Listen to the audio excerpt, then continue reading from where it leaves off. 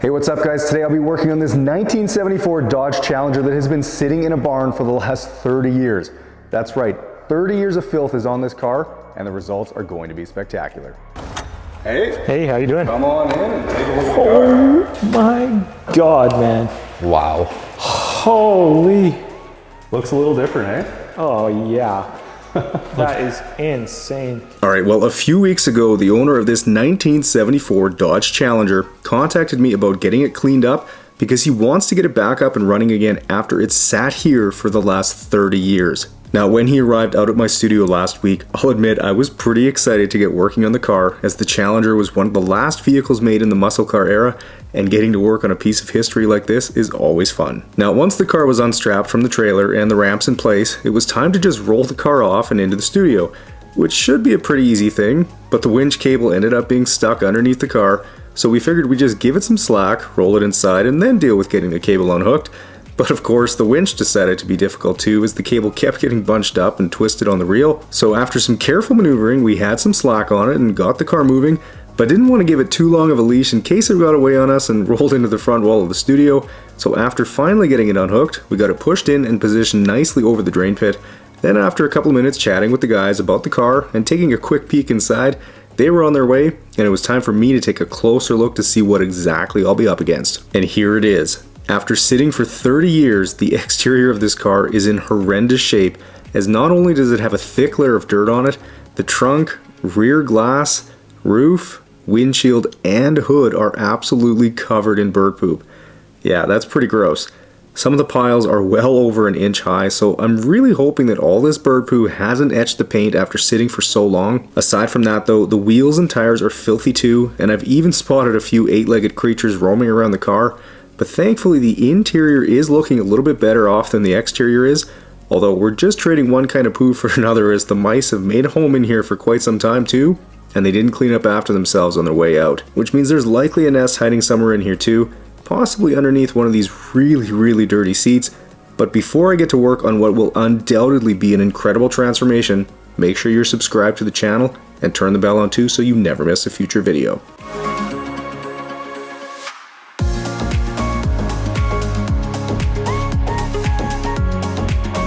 Alright guys, well, as I get started on the car, I decided to go ahead and pre-treat with some of my all-purpose cleaner to help loosen up this dirt, though I couldn't help but notice that there was hardly any dirt on the lower half of the car, which when you think about it, it actually makes sense since those panels are more than vertical and slanted inwards a bit, though the car did look a little weird from the side as it was only the top half that was really dirty.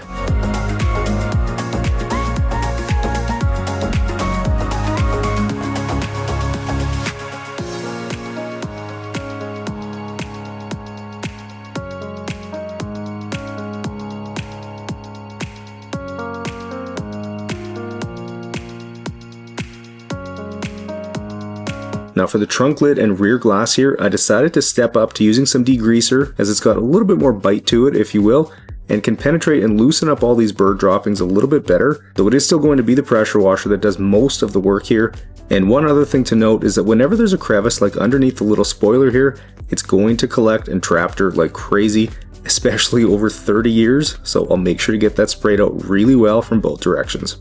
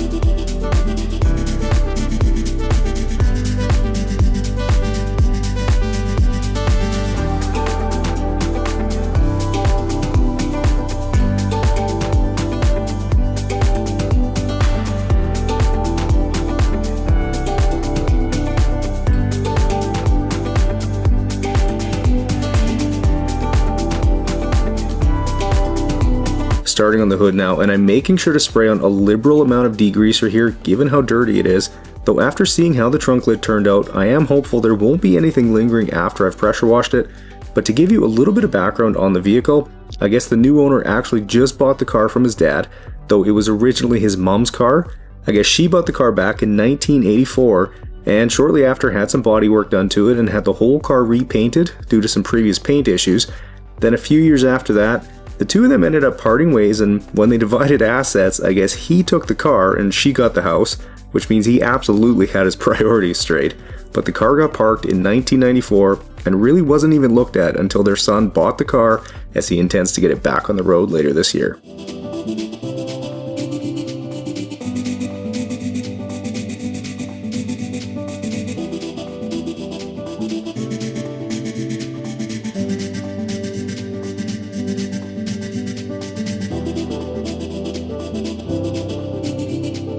Moving up to the roof, and I'm sure some of you out there are wondering why I left this section for last, and well, it's simply so that I could preserve all the other shots for you guys.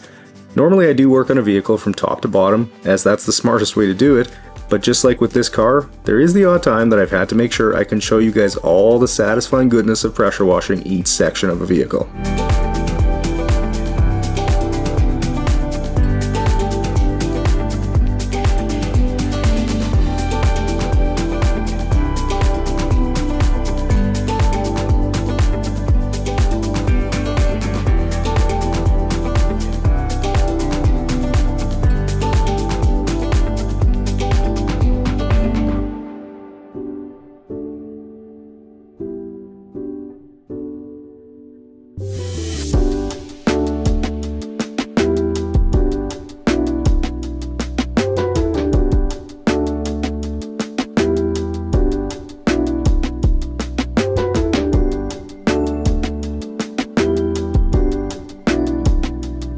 Now as I move into the wash stage here, I just wanted to take a second to shamelessly plug my other channel, The Yard Geek, where I'm documenting every step of the development of my acreage here where the studio sits. The level of support you guys have given me so far with the new channel has been amazing and is really motivating me to get videos out to you as quickly as I can. If you haven't checked it out yet, that's okay, I'm not offended, but if you're at all enjoying this video right now, then I'm sure you would enjoy the Yard Geek videos as well. The videos over there are only going to get better as I work on more exciting things in the yard, so if you're so inclined, check it out and show the channel some love. There's a link in the description, or you can just search The Yard Geek and you'll find me.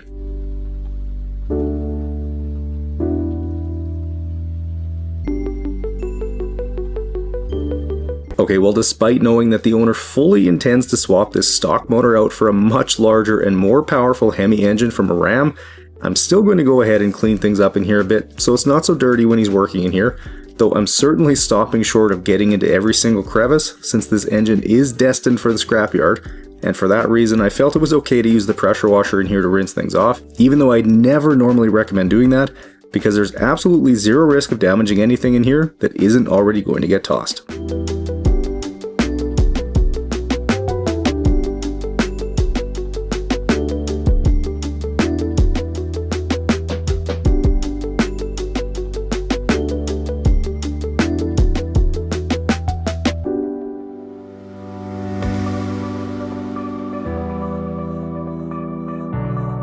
Alright, well, turning my attention inside the car now, and after reaching underneath and undoing the bolts holding these front seats in, I quickly got them removed and set aside, and then since it's just a couple of screws holding down the sill plates, I got those removed as well, and of course, just as I suspected, there's a mouse nest underneath the passenger seat.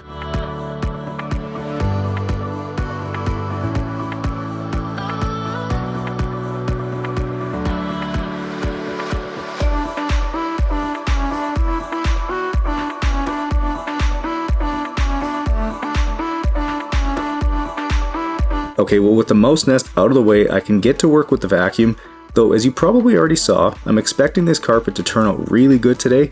I've done a few vehicles from this era that had carpet exactly like this and they turned out really good. I wouldn't say it's because the carpet is really high quality, but rather due to what it's made out of. It's a little firmer and scratchier material than what you'd see in a typical vehicle these days, but it sure does clean up easy.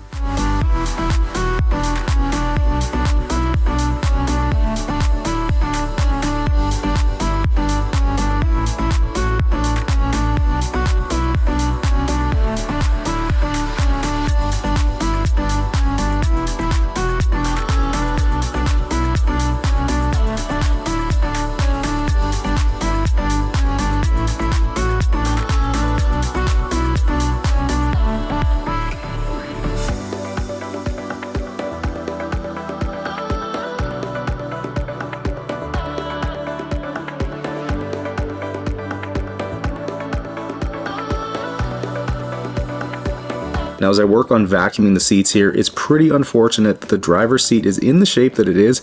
I'm not sure if this damage is due to the material itself being poor quality and not able to hold up after 50 years, or maybe the mice were just really hungry one day.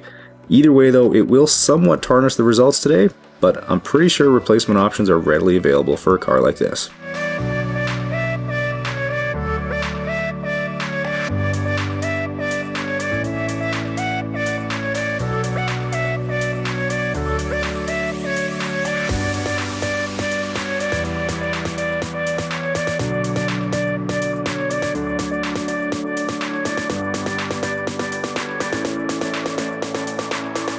Alright, well, getting to work on actually cleaning the carpets now, and when I was researching a little bit of the history of the Challenger, I was really surprised to learn that there weren't a ton of these first generation Challengers made. According to a couple of different websites, there were roughly 165,000 of them sold over the span of 1970 through 1974. However, production fell steeply for the 1974 model year as they only made a little over 16,000 of them. That means that there likely aren't too many of these left, and finding OEM parts for them is probably fairly difficult.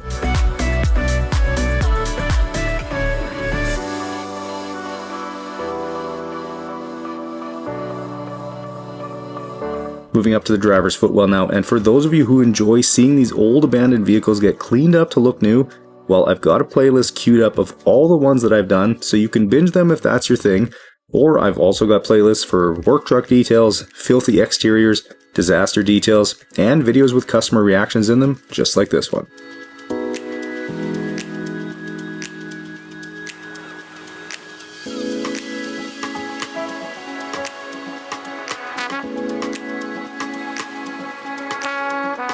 Here's what the extractor sucked out of the Challenger today, and while it doesn't look all that bad, it sure started out pretty gross.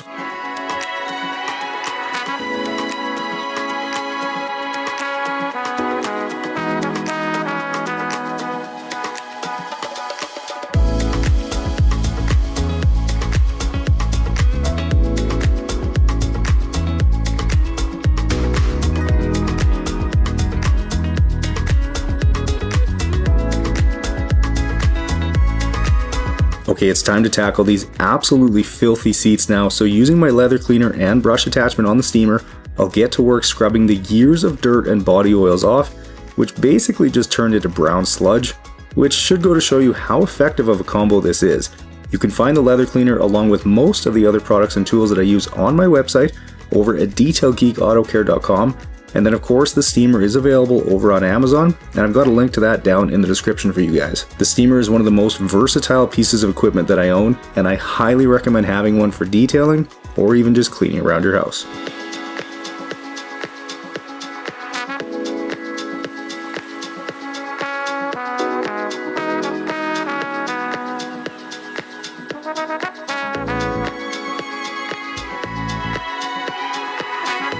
Last step on the interior here is to get some UV protectant applied to all the plastic trim, which will really make it pop and look new again.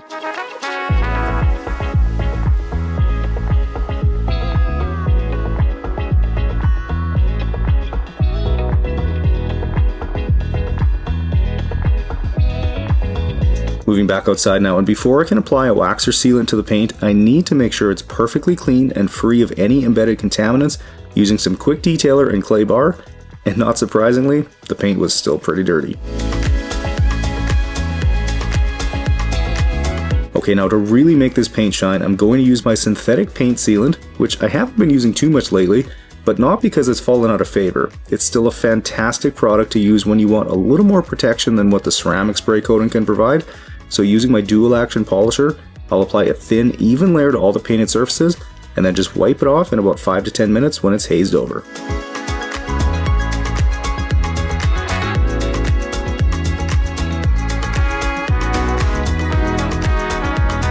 Moving to the chrome bumpers now, and with some correcting compound and an orange pad, I'll get to work polishing these to remove any embedded dirt or corrosion, and in a matter of a minute, the chrome is super shiny and looking new again.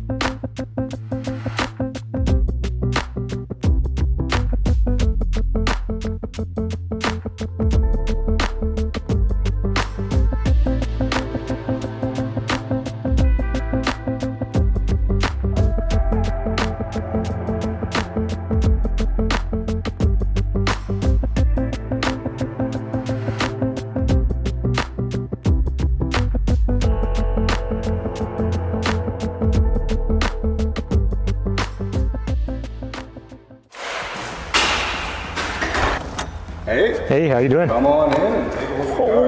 Oh my God, man. Wow. Holy. Looks a little different, eh? Oh yeah.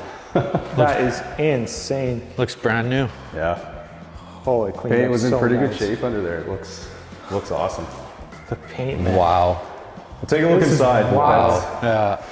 That's looking the best. Oh my gosh. It cleaned up so nice. Yeah, really good. Oh, I'm jazzed. Yeah, you got a nice car around here. Thank you, man. Oh my God. This looks like a brand new car. Yeah. Man, it looks like brand new carpet and dash in here now. Yeah, they cleaned up so good. Oh, I can't believe it, man. That's amazing. Oh, you did an amazing job, Mitch. Yeah. Thank you. Thank you. Yeah, from when we dropped it off till now, holy, the transformation is crazy. What a difference. Well, there was so much bird poop on there. It was bad. Yeah, they had nests all along every rafter. Yeah. Oh, I'm Real so good. pumped up. I cannot wait to drive this thing. Yeah, you're ready to rock and put a little bit of work into it. Yeah, now hemi swap. Yeah. How the fun starts, eh? Yeah, exactly. Yeah. Alrighty. Nice. Okay, well, Hey. enjoy it. Thank you. Happy to I help. absolutely will. This is a really good base to start with rather Absolutely. than working on a dirty car, right? That's right.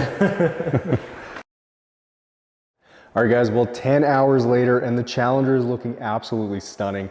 And it's really hard to believe that a car in this shape was just sitting tucked away in a barn for the last 30 years. That's crazy. But I, for one, am glad that it is on its way to getting back on the road. Now, if you guys enjoyed this transformation, make sure you smash the thumbs up button and subscribe to the channel. Don't forget to check out the new Yard Geek video, and I'll catch you guys in the next one.